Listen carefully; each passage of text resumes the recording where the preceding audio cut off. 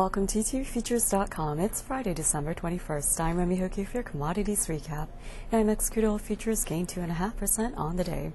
Prices again following the latest U.S. consumer spending data, which surged by the largest margin in over 2 years. This eased concerns about a slowdown in oil demand.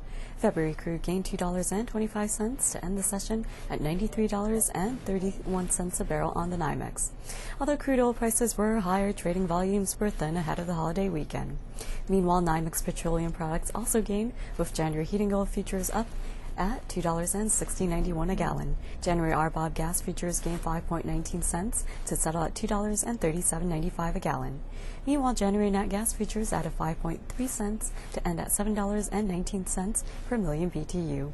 Over in the metals complex, COMEX gold futures rallied 1.6% on the day as the U.S. dollar saw weakness against the euro and the commodity currencies. Also, crude oil prices supported demand for the precious metal. February gold hit a session high of $816.30 an ounce and settled up at $815.40 an ounce on the NYMEX. This afternoon, we're joined by Derek Fry from ONF Futures and Options. He'll give us a short-term outlook for energy and metals futures. Okay, recapping action we saw this week in the energy and metal sectors. I'll start with the metals. We did see a bit of a rally today in both gold and silver. Not a major surprise there. As I mentioned earlier in the week, we've reversed our position. We had been selling rallies and covering below 800, and now we're actually buying dips below 800 and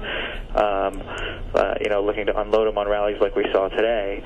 So that being said, we continue to build a long-term core position below the 800 level, looking for a run up to the Hunt Brother highs, the 1980 highs, as well as possibly through it and testing the $1,000 level. I think this year of 2008 could very easily be the year that we test that $1,000 level. So look for the overall buying of dips to be the best course of action here over the course of the next few weeks and months as we go forward.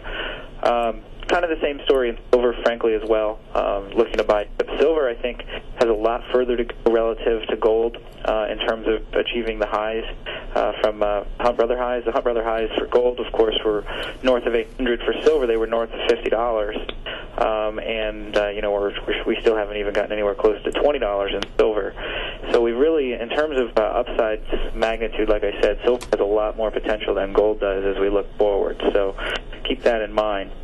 Moving over to the energy sector, we also saw a pretty strong rally, a couple hours in crude oil today.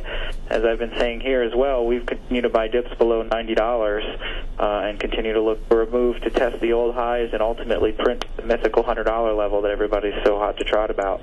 I think you will see that probably printed as early as sometime next week while no one's paying attention, or at the very latest within the first couple of weeks of January. But bottom line there is continue to buy pullbacks in energy. And metals for that matter. So want to wish everyone a happy holidays and look forward to seeing you all back on the other side of the holiday. That was Derek Fry, head trader at ONF Futures and Options, with his commodities commentary. And I'm Remy Hoki. Join us later this afternoon for PM Exchange right here on eTVFutures.com.